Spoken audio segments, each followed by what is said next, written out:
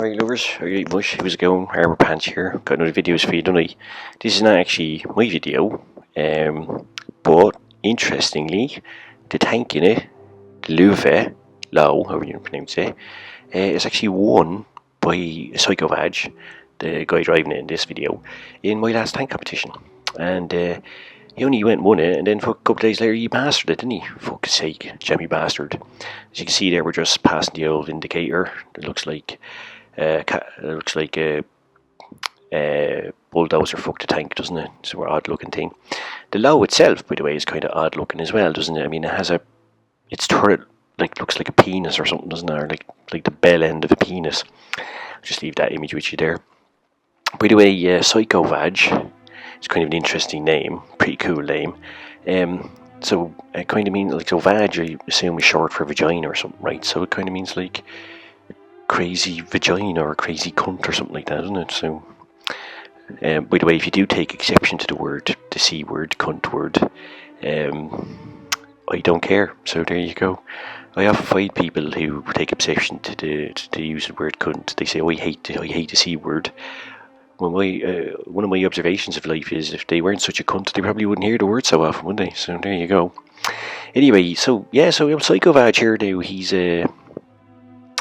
he's running amok here in the old Lowe. By the way, interestingly, Lowe or Lowe in German means lion, so it kind of completes the pantheon of big cats in the German tank line, doesn't it? Leopard, the tiger, the panther, and you may not know, but the Lux in German translates into English into lynx, a small cat, smaller cats. So there you go. So they're all there.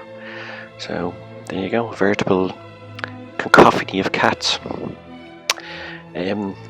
which takes us all the way back to vagina, doesn't it?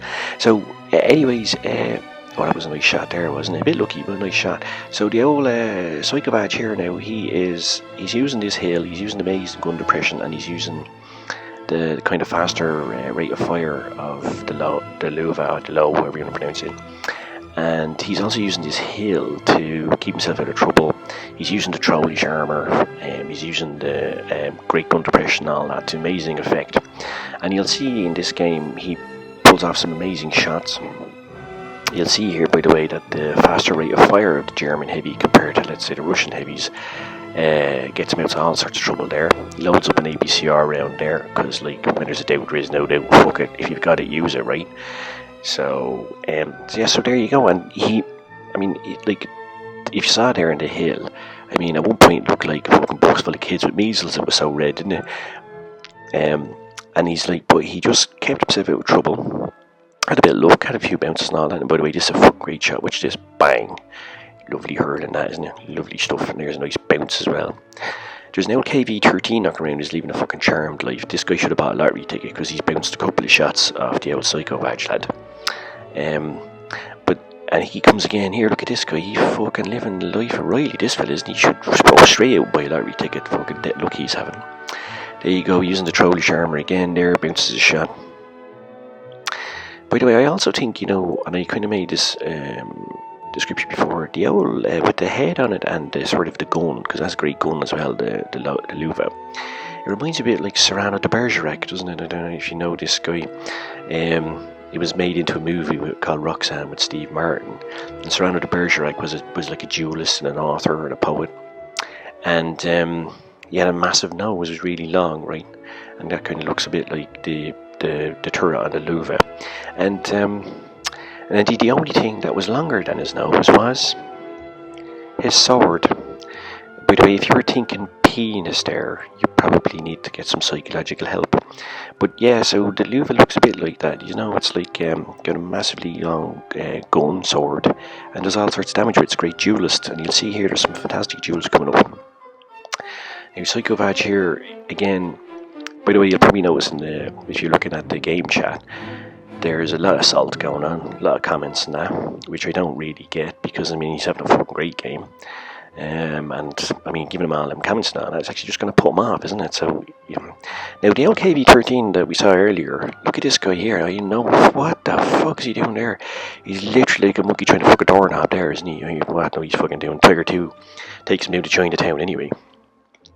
But if you look here at the gameplay, like, he's absolutely playing this tank to perfection, right? He's using the hill to only expose his strongest pieces of armour. He's using the hill to maximise his gun depression. He does take one there, but he needs to get around because otherwise he's going to get flanked.